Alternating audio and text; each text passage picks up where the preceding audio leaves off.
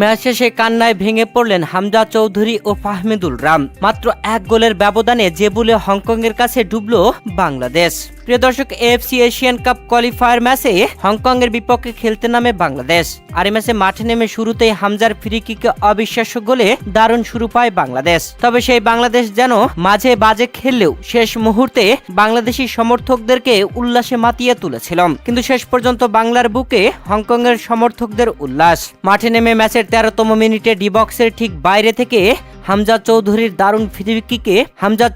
দারুণ ফ্রি কিকে বাংলাদেশ 1-0 গোলে এগিয়ে যায়। এরপরে টানটান উত্তেজনার হাড্ডাহাড্ডির রুদ্ধশ্বাস লড়াই। তবে প্রথমার্ধের অতিরিক্ত যোগ করার সময়ে ম্যাচের 49তম মিনিটে এভারটন ক্যামারগো দারুণভাবে গোল করে হংকংকে সমতায় ফেরায়। প্রথমার্ধে 1-1 গোলে সমতায় যায় বাংলাদেশ ও হংকং। এরপরে মাঠে নেমেই ম্যাচের 50তম মিনিটে বাংলাদেশের গোল হজম। পরপরই 75 মিনিটে আরও একটি গোল হজম বাংলাদেশের। পরপর 3 গোল হজমে বাংলাদেশ 3-1 গোলের ব্যবধানে পিছিয়ে পড়ে। তবে ম্যাচের 84তম মিনিটে শেখ মোরসালিনের গোলে বাংলাদেশ 1 গোলের ব্যবধানে পিছিয়ে থাকে।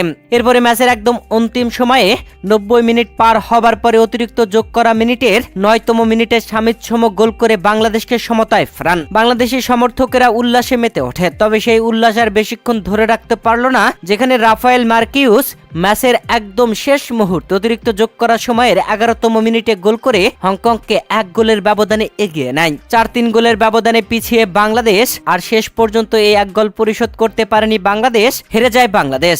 এই ম্যাচ শেষে কান্নায় যেন ভেঙে পড়লেন হামজা চৌধুরী, ফাহমিদুল রাম। মাঠে শুয়ে পড়লেন ফাহমিদুল। সত্যি এই মুহূর্তটা খুবই কষ্টকর ছিল।